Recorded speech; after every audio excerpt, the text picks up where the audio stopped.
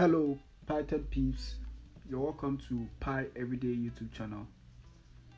In this video we are going to learn about basic Python operators. Okay, so in every programming language we have some operators that help you in performing mathematical or logical operations. Okay, so I've listed some basic operators here, so we'll take them one by one and then explain them into details. Okay, so the first operator we are going to get into detail is the addition operator. The addition operator.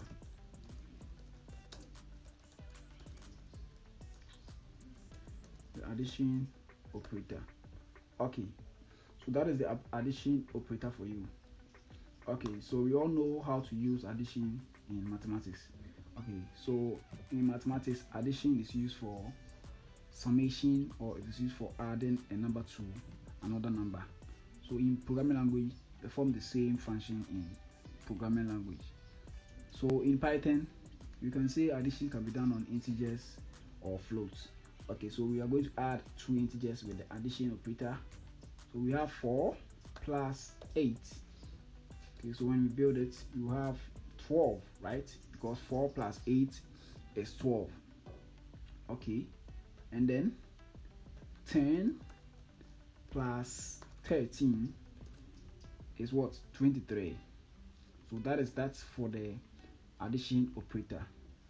Okay, so we'll move on to the subtraction operator. The subtraction operator. Okay, so with the subtraction operator, you also use that in mathematics for subtracting a number from a number. So here the number at the right side is being subtracted from the number at the left side. So here let's say print 4 minus 2. So here it means we are subtracting 2 from 4. Okay, so the operand is this negative side, and then this 2 is being subtracted from 4. Okay, so here you have what? 2 as the answer. Okay, yes. Okay, so let's perform another operation. 8 minus 10 will give us negative 2. Okay, yes, because we are subtracting 10 from 8. Okay, yes, so that is that for the subtraction. Then we move on to the division operator. The division operator. Okay, so with the division operator, we all perform some divisions in mathematics, or we all know how to perform division in mathematics. Okay, so in Python, we will say division is done by saying 7 divided by 2, meaning 7 is going to be divided by what? 2. The operator is this one, and these are the operands. Okay, so the operand at the right side is going to divide the operand at the left side. Okay, so this we will say 3.5. okay, so 7 divided by 2 will give us what? 3.5. Let's have another one. 20 divided by 4 will give us what? 5.0 or 5. Okay, yes, so that is that in the division operator. Sorry, I should have changed that. Okay, so that is that for the division operator. Then we're moving on to the multiplication operator. Okay, so the multiplication operator. Now you all know multiplication in mathematics too. So here with multiplication means we are multiplying number by a number. So here when we have 2 multiplied by 3, so that is the multiplication sign. Okay, yes, so here we have 4 multiplied by 3. Sorry, 4 is 4 rather, not 2. 4 multiplied by 3 will give us 12, right? Okay, So we are multiplying 4 by 3. That's, we have 4 for 3 times. Okay, so that is the multiplication. Let's try another one. 9 multiplied by 2 will give us 18. Okay, so that is that for the multiplication operator. Let's move on to the relational operators. Okay, so all these ones, I call them relational operators. Okay, because they compare each data value to the other. Okay, so with the relational operators, we have the equal to, the not equal to, greater than, less than, greater than or equal to, and then less than or equal to, and then the assignment operator. Okay,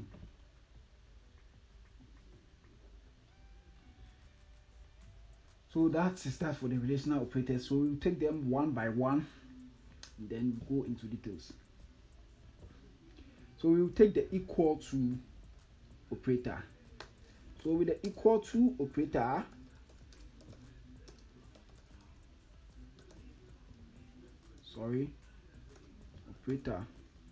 that is the symbol for the equal to operator. Okay, so as I listed below the assignment operator, you could see that I had only one assignment operator, but here with the equal to, we use two equal to symbols to represent the equal to operator in Python or in programming languages.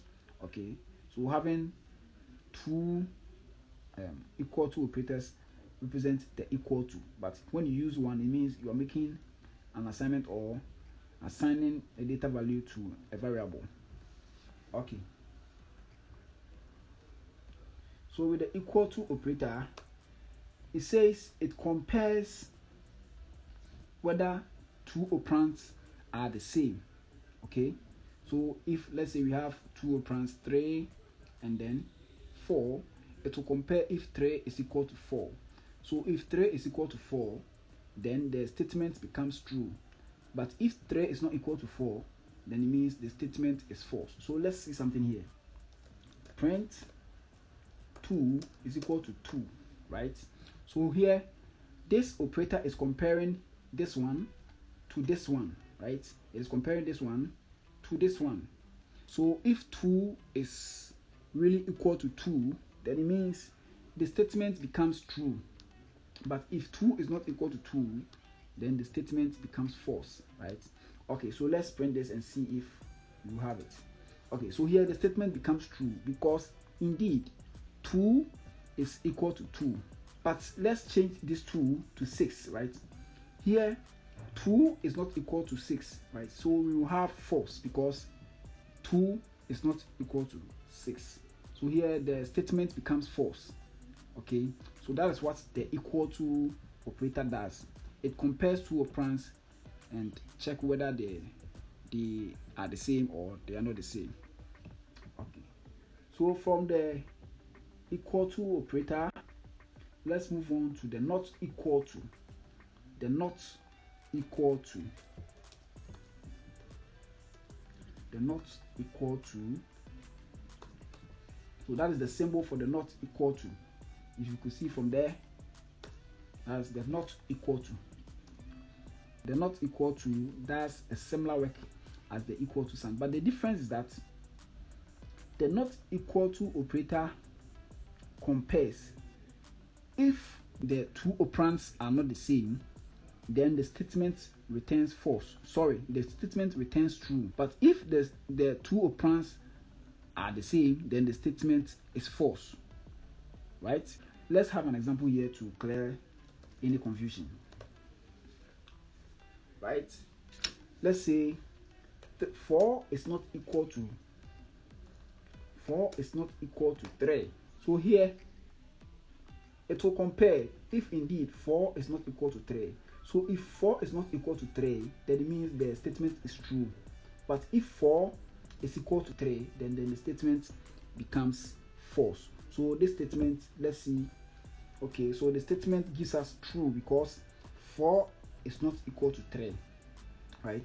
Unlike the equal to, if this was supposed to be the equal to operator, this would have given us a false statement, right? But here the not equal to compares. If they are not the same, then it means the statement is true. But if they are the same, then the statement is false. So let me change this to 4, and then let's see something. So here the statement is false because 4 and 4 are the same. Meanwhile, this checks if they are not the same. So if they are not the same, the statement should be true. But here they are the same, so the statement should be false. Okay, so with the next operator, we are going to deal with the greater than sign.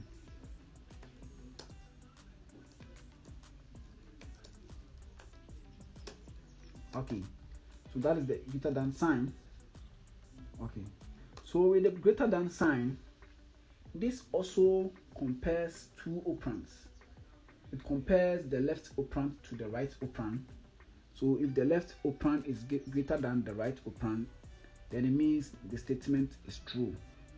Okay, it will compare the left operand to the right operand. So if the left operand is greater than the right operand, it means the statement is true. Let's test something here. 3 greater than 2, right? Okay, so it will compare 3 to 2. So if 3 is greater than 2, then it means the statement is true. Okay, so you can see that here the statement is true because 3 is greater than 2. Now let's change this to 6. So now it's going to compare again. If 3 is indeed greater than 6, then the statement is going to be true, else the statement should be false. Okay, so here we are having a false statement because 3 is not greater than 6. Now let's move on to the less than operator. Okay, so here let's change this into less than. Okay, so now we have the less than operator here. So with the less than operator also compares two operands. So it compares the left operand to the right operand. So if the left operand is less than the right operand, that means the statement is true.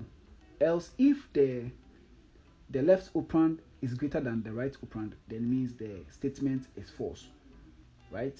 Okay, so here it will compare 3 to 6. So if indeed 3 is less than 6, then it means the statement is true. So let's run and see. Yes, we have true because 3 is indeed less than 6. Okay, so moving from the less than operator and then the greater than operator, we are moving on to the greater than or equal to. So that is the symbol for greater than or equal to. So we have this as the greater than or equal to, right? Okay, so we are moving on to the greater than or equal to sign.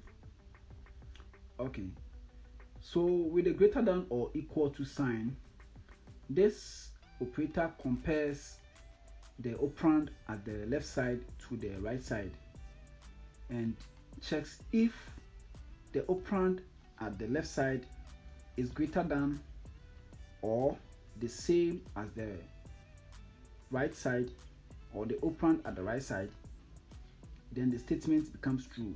So what I want to mean is that here I will have an operand 4 and then operator greater than or equal to 3. Okay, so here the operator will check if 4 is greater than or the same as 3. Okay, so if 4 is greater than 3, the statement becomes true, or if 4 is the same as 3, then the statement also becomes true. Okay, so you could see from here that the statement is true. Now let's change this to 3 and then build the program again. You could see that we are still having true because 3 is equal to 3. Okay, so they are in two folds. It will check if the operand at the left side is greater than the right side, or is the same as the right side. If any of these two condition is met, then it means the statement is true. Okay, so let's move on to the less than or equal to. Less than or equal to. Okay, so in this operator, it does its work like the greater than or equal to, but here it is the opposite of the greater than or equal to. Here it will check if the operand at the left side is less than or equal to the operand at the right side. So if the operand at the left side is less than or equal to the operand at the right side, then it means the statement is true. Else, if it is not less than or equal to the operand at the right side, then the statement becomes false. Let's move on with some coding. Okay, so we have an operand 3 and then less than or equal to 5. Okay, so here it will check if 3 is indeed less than or equal to 5. Okay, so here 3 is less than 5, so the statement becomes true. Let's build it. We are still having the statement to be true. Okay, now let's check if the statement is equal to 5. Okay, so if 5 is equal to 5, then the statement still becomes what? True. Okay, but if the operand at the left side is greater than, so let's say 6. So if the operand at the left side is greater than the operand at the right side, that means the statement becomes false. So here the statement says the operand at the left side should be less than or equal to the operand at the right side. So if it does not meet this condition, then it means the statement becomes false. So let's build it, and you could see that we are having false here. Okay, so throughout these tutorials you could see that the less than or equal to and then the greater than or equal to, they are inverse, and then the greater than and then the less than are also inverse. We are ending this video, and I would like all of you to subscribe to my YouTube channel. Thanks for watching this video. Bye.